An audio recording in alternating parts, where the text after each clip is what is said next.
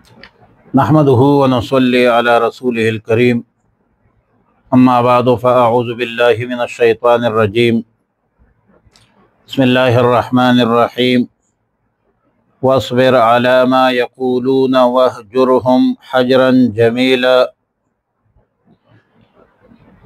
پارہ نمبر 29 سورہ المزمل، رکوع 1 آیات نمبر 10۔ واصبر علی ما یقولون، صبر کی ترغیب و تلقین ہے، اور صبر کی 3 اقسام ہے: صبر علی المصیبت، صبر علی الطاعت، اور صبر عن المعصیت۔ سورہ بقرہ کی آیت ہے وَبَشِّرِ الصَّابِرِينَ الَّذِينَ إِذَا أَصَابَتْهُمْ مُصِيبَةٌ قَالُوا إِنَّا لِلَّهِ وَإِنَّا إِلَيْهِ رَاجِعُونَ۔ دوسری جگہ قرآن کریم کی آیت ہے إِنَّمَا يُوَفَّى الصَّابِرُونَ صَبْرَهُمْ بِغَيْرِ حساب۔ تو صبر کا یہ پہلا قسم ہے جو مصائب و آلام اور اذیتوں پر صبر کرتے ہیں، اللہ کی طرف متوجہ ہوتے ہیں۔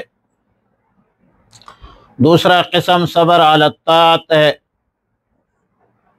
اعمال صالحہ،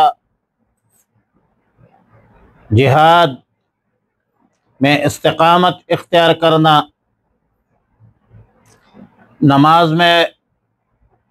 نماز پر مداومت اختیار کرنا، ذکر اللہ پر مداومت اختیار کرنا،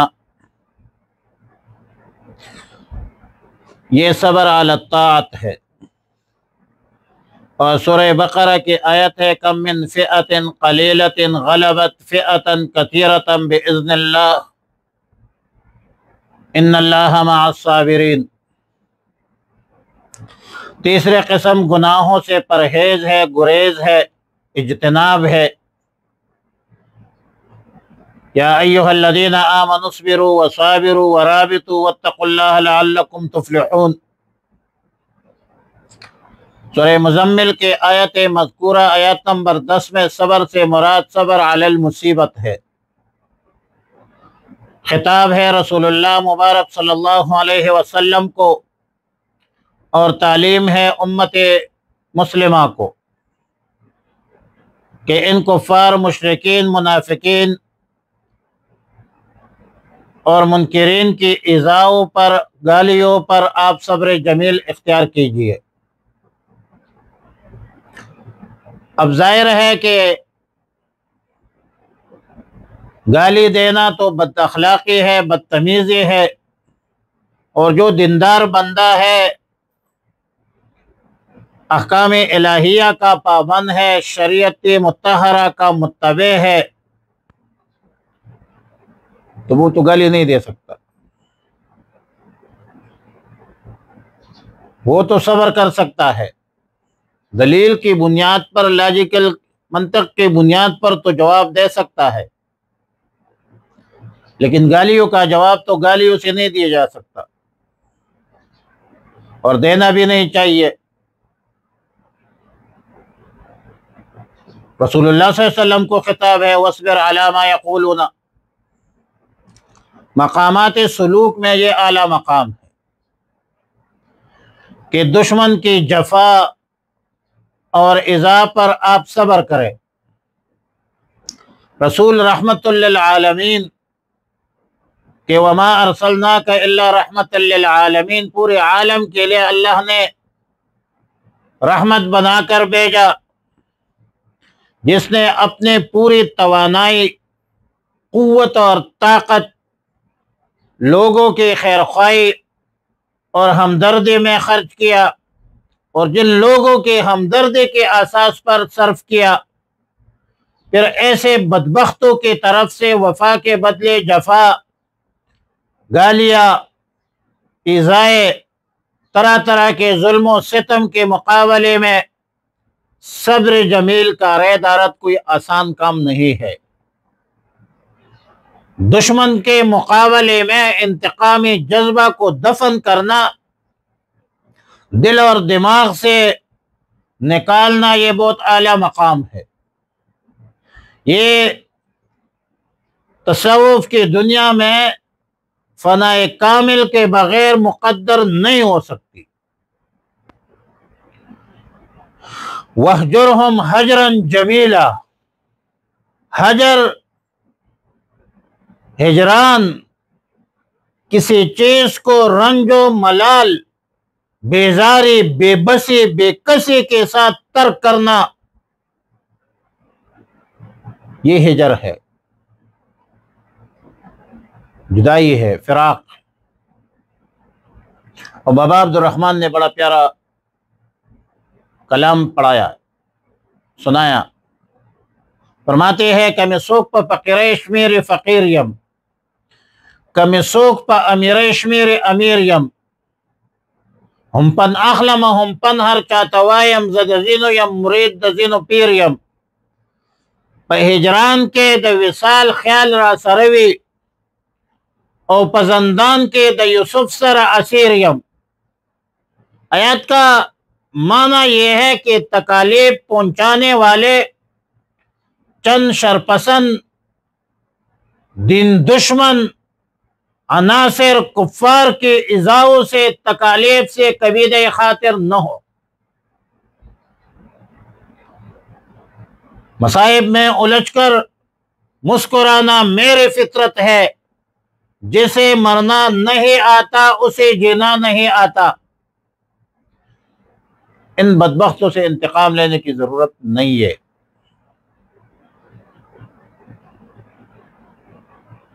ظاہر ہے کہ ان سے تعلقات رکھنا بھی ٹھیک نہیں ہے، اور جس سے تعلقات ختم کیا جائے تو شکوہ شکایت برا بلا باقی رہتا ہے. لہذا رسول اللہ صلی اللہ علیہ وسلم کو خطاب ہے کہ وَاهْجُرْهُمْ هَجْرًا جَمِيلًا، حجر کے ساتھ جمیلہ کا لفظ لگایا، قید لگایا.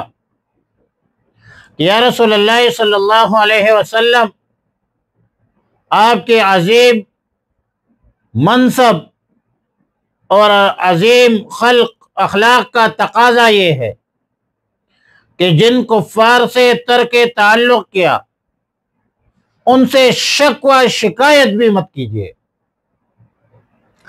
اگرچہ بعض مفسرین کا قول ہے کہ آیات مذکورہ آیت الجہاد والقتال پر منسوخ ہے، لیکن ظاہر ہے کہ منسوخ کرنے کی آپ کو کوئی ضرورت بھی نہیں ہے، کیونکہ کفار مشرکین ظالمین کے ظلم پر صبر جمیل اور حجر جمیل اختیار کرنا اب بھی باقی الحکم ہے. لہذا آیت کریمہ کا حکم ہر وقت پر محمول ہے، ہر حال میں برقرار ہے. اور دوسری اہم بات یہ ہے کہ جہاد قتال کوئی انتقامی کارروائی نہیں ہے، وہ تو انسداد فتنہ ہے. وَلَوْلَا دَفْعُ اللَّهِ النَّاسَ بَعْضَهُم بِبَعْضٍ لَفَسَدَتِ الْأَرْضُ، وہ تو فساد روکنے کے لیے ہے. جہاد کوئی اپنا غیظ و غضب، اپنا غصہ نکالنے کے اساس پر نہیں ہوتا. مصائب پر صبر جمیل اور حجر جمیل یہ خالص حکم خداوندی ہے، تسلی ہے رسول اللہ صلی اللہ علیہ وسلم کو، تعلیم ہے امت کو. اور خود رسول اللہ صلی اللہ علیہ وسلم ظالمین کے ظلم پر صبر کی تلقین فرمایا کرتے تھے. ظالمین کو اللہ تعالی دنیا میں بھی نشان عبرت بنائیں گے اور آخرت میں بھی عذاب دیں گے. مکی زندگی میں رسول اللہ مبارک صلی اللہ علیہ وسلم کے احوال دیکھ لیجئے، آج کل امت مسلمہ کے حالات دیکھ لیجئے. ان حالات میں اگر صبر نہ کرے، صبر کی تلقین ہے نا، ہر جگہ ہر مقام پر تو جہاد کر نہیں سکتے، خلافت قائم نہیں ہے. وعلی کل حال چند روز کے ظلم و ستم سے آپ پر ملال نہ ہو۔ حکمت ربانی کے مطابق اللہ تعالیٰ نے چند روز کی مہلت دے رکھی ہے ظالمین کو، اللہ پکڑے گا ان کو۔ ان بطش ربک لشدید، اللہ کی پکڑ بہت سخت ہے، دنیا میں بھی اس کی پکڑ ہوگی اور آخرت میں بھی ان کی پکڑ ہوگی۔ آخرت میں تو یوم یعد الظالم علی یدیہ، روز قیامت یہ ظالمین اپنے ہاتھوں کو دامتوں سے کاٹیں گے، ایسے لگائیں گے۔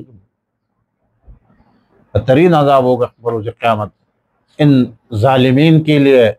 اور ظاہر ہے کہ الظلم ظلمات یوم القیامہ، ظلم قیامت کے دن تاریکیوں کی شکل میں ہوگا، ان کو کچھ نظر نہیں آئے گا، ان ظالمین کو کوئی روشنی نظر نہیں آئے گی۔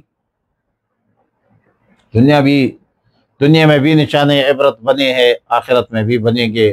ہم نے دیکھا ہے وہ بت توڑ دی جاتی ہے جن میں ہو جاتا ہے انداز خدائی پیدا۔ فرمایا وَاصْبِرْ، صبر کیجئے، عَلَىٰ مَا يَقُولُونَ، اس پر جو کہتے ہیں، وَاهْجُرْهُمْ، اور چھوڑ دیجئے، وَاتْرُكْهُمْ حَجْرًا جَمِيلًا، چھوڑنا اچھی طرح۔ اللہم ربنا، اور اس کی تفصیلات اگلی آیت میں ہیں۔ اللہم ربنا تقبل منا انک انت السمیع العلیم وتب علینا یا مولانا انک انت التواب الرحیم۔ اللہم احسن عاقبتنا فی الامور کلها واجرنا من خزي الدنیا وعذاب الآخرہ۔